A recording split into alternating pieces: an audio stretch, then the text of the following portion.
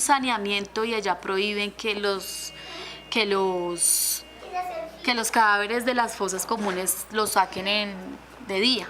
Entonces tuvimos que esperar la noche para que ellos lo sacaran. Y inmediatamente lo sacaron, tuvieron que ir a un potrero que queda cerca a quemar el ataúd. Y ahí pues ellos pidieron un ataúd de metal y encima uno de madera, porque pues ellos ya estaban descompuestos. Entonces, cuando a mí me dijeron que ya lo estaban arreglando y que ya lo estaban sellando en el ataúd, entonces yo entré y yo le puse la foto de él ahí en el ataúd.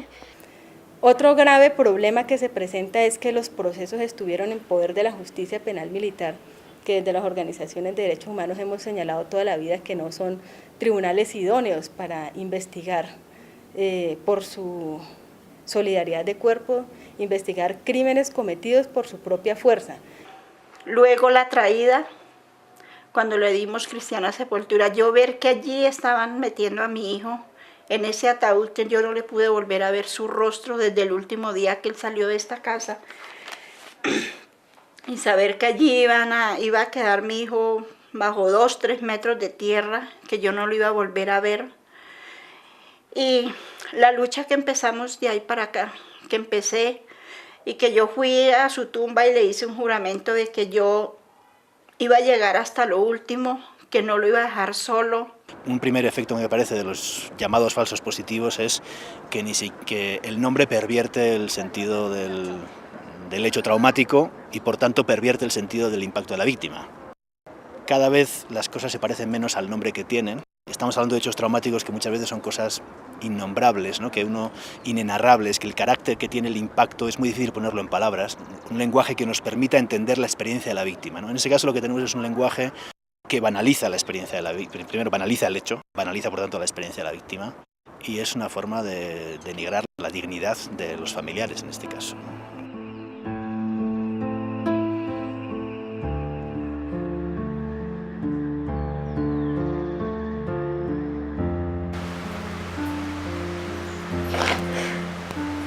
La camisa que el man se pone. Y esto me trae muchos recuerdos. Yo me parece verlo con esta camisa.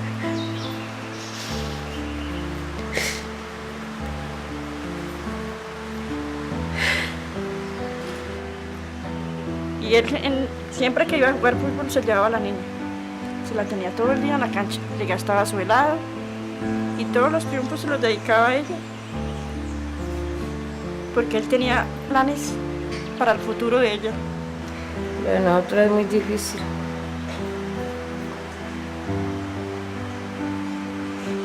Ya para 2 años. A mí se me hace como que fueran 10 años. Mi nombre es Fabiola Lalinde, soy la madre de Luis Fernando Lalinde, que fue inicialmente detenido desaparecido el 30 de octubre de 1984 en la vereda Verdún del municipio de Jardín, Antioquia. Pues nos demoramos 4.428 días para llegar a la verdad de lo que había sucedido con Luis Fernando, y realmente había sido una ejecución extrajudicial, posiblemente las primeras ejecuciones extrajudiciales de esa época. Y a raíz de esa historia, pues mi vida cambió totalmente, porque era una experiencia que uno nunca contaba con ella, empezando porque yo no creía que en Colombia existiera la desaparición forzada de personas, sino que eso era de las dictaduras militares de Chile y la Argentina. Buenos días. Buenos días. ¿Qué va, señora Fabiola? ¿Cómo está? Buenos días. ¿Qué tal? En los noticieros de televisión, lo de las madres de Soacha, yo dije, pues como qué dolor con ellas, qué bueno poder uno hacer algo. Pues es muy importante para las mamás encontrar una persona que vivió eso. No, yo le dije que me regalara el pájaro y me dijo, no, vos es el que me acompaña en el mundo. Hasta en noviembre del 2008 fue cuando ya en la personería nos empezamos a conocer como grupo total. Lo que pasó con sus hijos fue todo igual. Entonces, eso no pueden ellos decir que se trata de casos aislados. Y con la experiencia que yo adquirí en años y que estuve en las FADES, como me imagino que ustedes van a hacer, pues van a presentar eso internacionalmente o las denuncias, y ellos, el Estado siempre saca la disculpa, y es que se trata de casos aislados. Nosotros manejamos lo que son reconocimientos fotográficos, tenemos fotografías disponibles de los cadáveres, que son las fotografías que son mostradas a los familiares. Cuando ya hemos hecho este procedimiento inicial de recolección de información, se les muestra igual orientándolos y comentándoles los posibles cambios que pueda tener una persona cuando fallece, el cambio que puede tener su piel o el cambio de coloración o incluso las lesiones que puede tener y que puede afectar también su fisionomía, y de esta manera vamos apoyando al familiar y acompañándolo en ese proceso. Tiene que realizarse un procedimiento técnico, científico, de confirmación de identidad, y ya nos apoyamos en nuestros laboratorios especializados, datiloscopia, laboratorio igual de odontología, de antropología, y pues en los casos en los que se trata de identificaciones complejas manejamos el laboratorio de genética como una de las opciones de cotejo. Cuando a mí me avisaron de que iban a hacer la exhumación de Julián, ya nosotros nos habían dicho en la fiscalía de que probablemente esto iba a pasar. Pues el día que me dijeron esto yo me sentí muy triste, porque yo dije, bueno, matan a mi hijo, lo entierran, y fuera de eso mi hijo no puede tener una vida en paz todavía, ni siquiera en el cementerio. Entonces, el día que, cuando a mí me avisan, le digo yo al señor de la Procuraduría, yo quiero estar presente en la exhumación de mi hijo. Cuando el doctor me dijo de que en esa exhumación habían descubierto muchas cosas, de que Julián fue torturado, eso fue algo también muy triste para mí, muy doloroso. Cómo quedó, los moretones eran verdes, rojos, no se sabía dónde entraron las balas, dónde salieron. Le pegaron unos impactos con una bala que cuando sale como que quema la piel floreada. Me sentí muy triste y lloré mucho.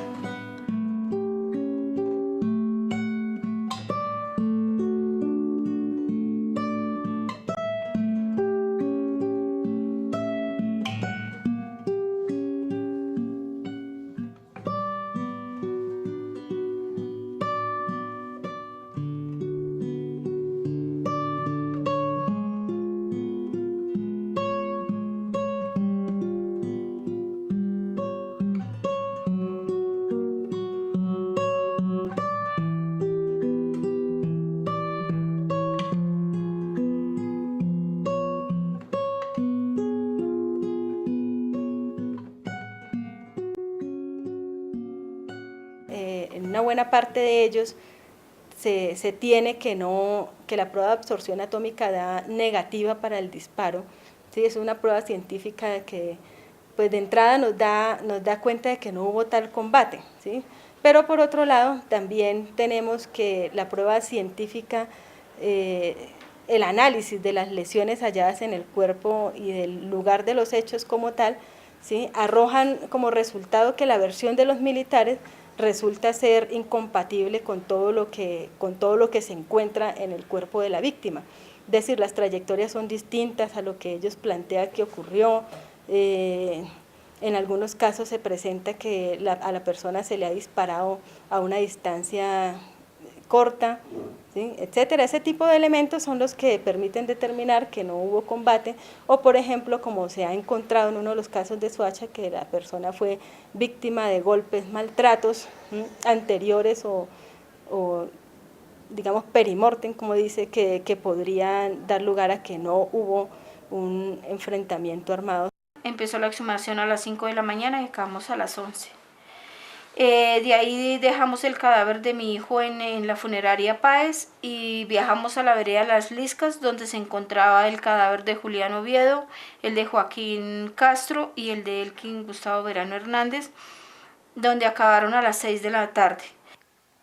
Él tenía que saber qué había pasado con el hermano, quiénes estaban llevando los muchachos y quién se había llevado a su hermanito. Y él se puso en esas y resulta pues que él ya sabía muchas cosas, a dónde quedaban las tales tabernas donde reclutaban los muchachos, donde los iban y los llevaban, y de ahí se los llevaban. Entonces los empezaron a amenazar. Así pasó, él no me volvió a decir de que lo estaban amenazando porque yo le decía que colocáramos el denuncio, él decía que no.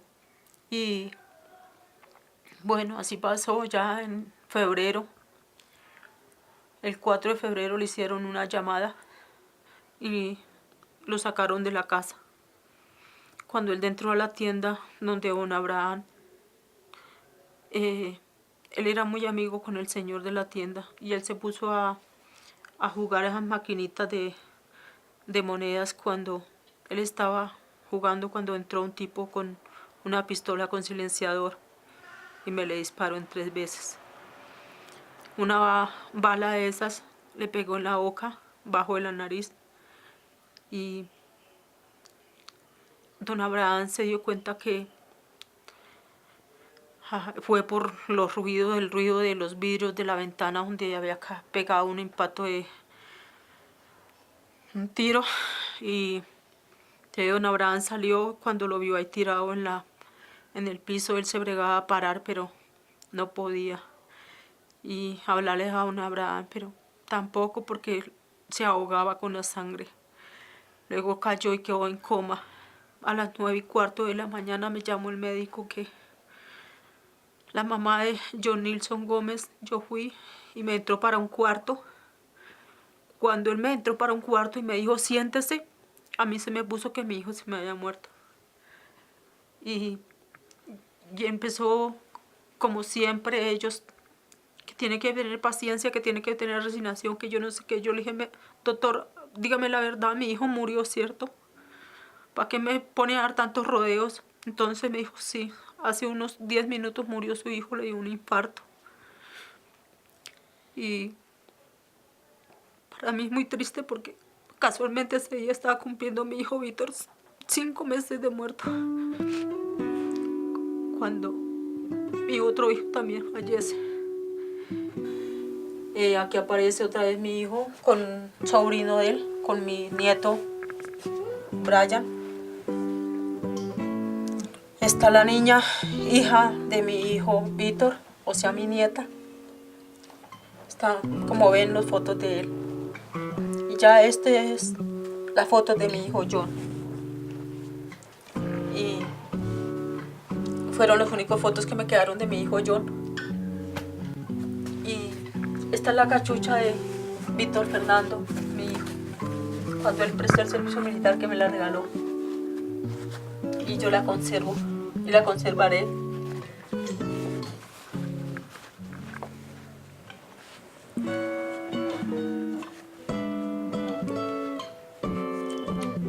Él peleaba con los hermanos porque se la colocaban, porque se la dañaban. Y yo la tengo acá por eso.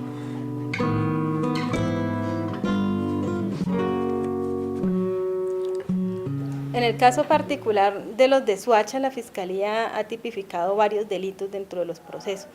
O sea, ellos han elevado la acusación formal por los delitos de homicidio agravado, en el caso de Fabio Leonardo, por ejemplo, concierto para cometer el crimen de homicidio agravado y concierto para cometer el delito de desaparición forzada, además de falsedad en documento público. Esos son los crímenes que básicamente se han tipificado dentro de los casos de Soacha.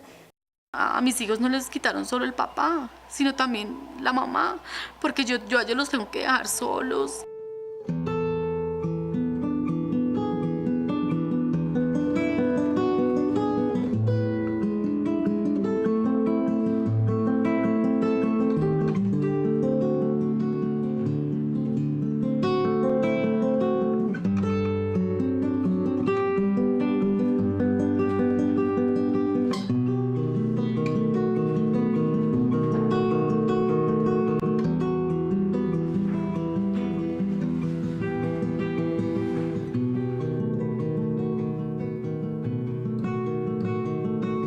Cuando estoy triste, cuando quiero estar sola, entonces me meto aquí a esta pieza y me olvido de lo que hay por fuera.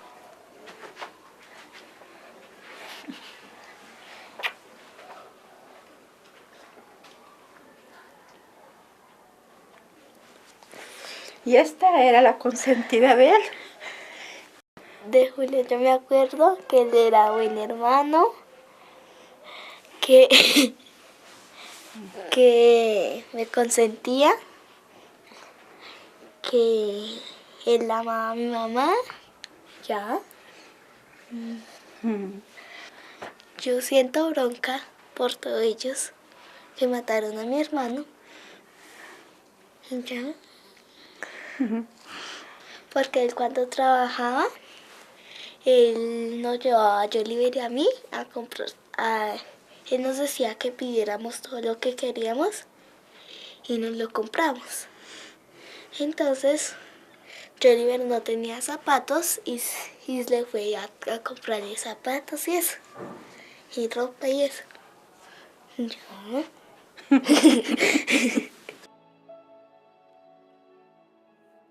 Obviamente la ejecución extrajudicial es un hecho muy traumático, es un proceso de duelo que por cómo se ha producido está alterado por la causa, que ha sido una causa humana o política, por la injusticia del hecho, por a veces el contexto de crueldad o sevicia asociado a la muerte, ¿no?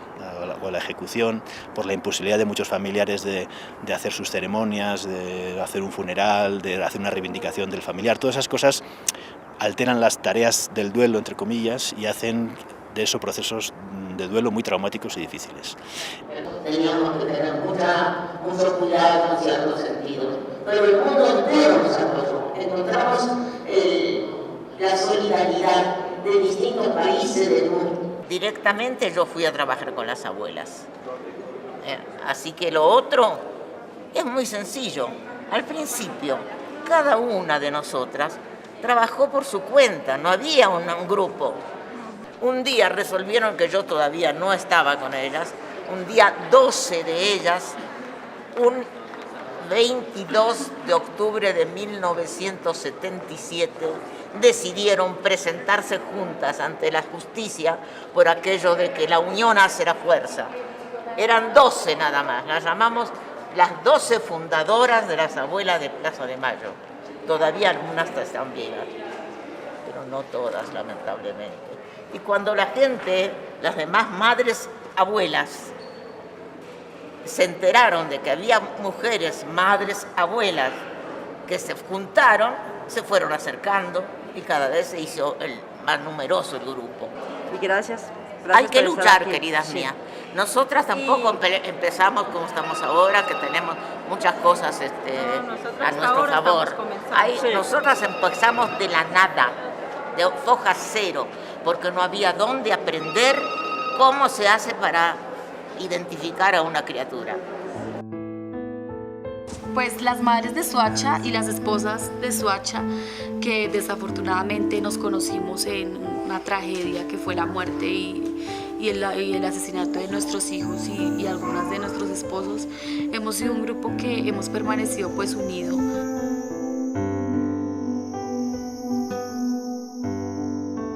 Ver que hay otras mujeres que son fuertes, por ejemplo el caso de doña Fabiola, lleva tantos años luchando, ver digamos la abuelita que vimos en el foro de Argentina, que tiene 90 años y la ve uno con esa fortaleza de seguir adelante. Entonces uno dice, bueno, si ella